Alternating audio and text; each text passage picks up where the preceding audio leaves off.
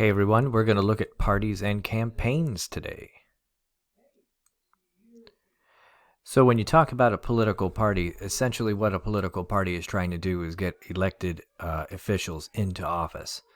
And there are two different ways you could look at political parties. There's the responsible party model and there's the candidate-centered model. And when you look at the definitions of both of those, you realize that one, the candidate is kind of beholden to the party, and the other, the candidate is on their own and yet uses the political party as a way of getting elected into office. The responsible party model, like I said in the previous slide, is all about the political party doing all of the work to get that candidate elected into office. It is a very narrow-minded way of doing things, but at the same time, it is there to strengthen the political party, which since the 1970s, people have said, and political scientists have noted, that the political parties have been on the decline. It's not like it used to be in the late 1800s, early 1900s, where we had this tie between the individual and the party. And the reason for that was that the political party would promise you, let's say you were an immigrant coming into this country, they would promise you a job, and in return, you would have to give that political party your vote. So there was always this give and take. But then when the country became more suburbanized, in the 1950s, 60s, and 70s especially, you found that people weren't tied to the political party like they used to. You getting a job had more to do with your education and your willingness to commute than the local political party chairman or the precinct captain knowing who you were. So this responsible party model is all about keeping that political party strength, and forget about, let's say, the innovation of ideas. It's supposed to be the party first, the candidate second.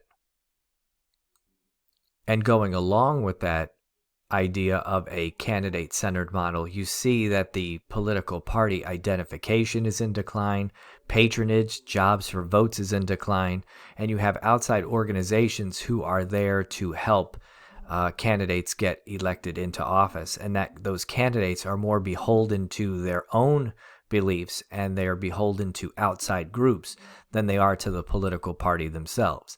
But the catch is this: in order to get elected in the United States, we have a two-party system. So you need to run either as a Democrat or Republican in order to get elected.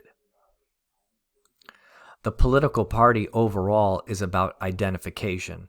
So when a voter goes to the polling place and wants to cast his or her ballot, they look, if they have no idea of who the candidate is, they'll look at that party label. That's why the political party is still a survivor today.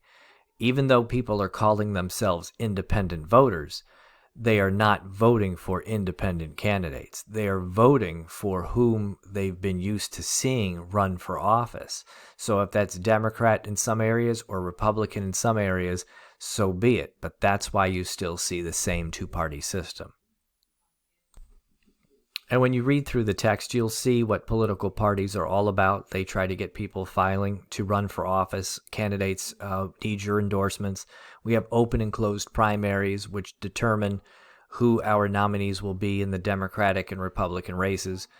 In southern states, you have runoff primaries, where if nobody gets 50% of the vote, you have a runoff election where the top two candidates run against each other. You may have state conventions in terms of picking their candidates. And overall, when it comes to nominating your president, even though it is a national race, you do have 50 state primaries and caucuses. State party organizations, from top to bottom, you have a hierarchy no matter which state you're talking about, no matter which political party you're talking about.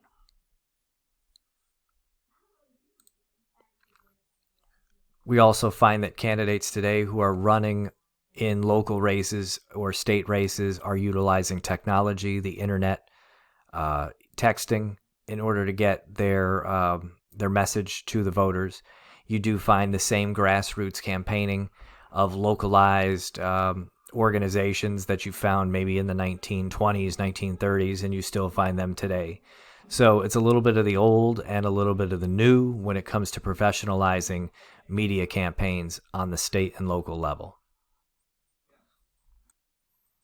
And it doesn't make a difference if we're talking about state politics or national politics. We have to understand there's a lot of money in our political system when it comes to running for office. Even if you're running for, let's say, the local school board, you might have to raise thousands of dollars to run for a seat on the Board of Education in a community.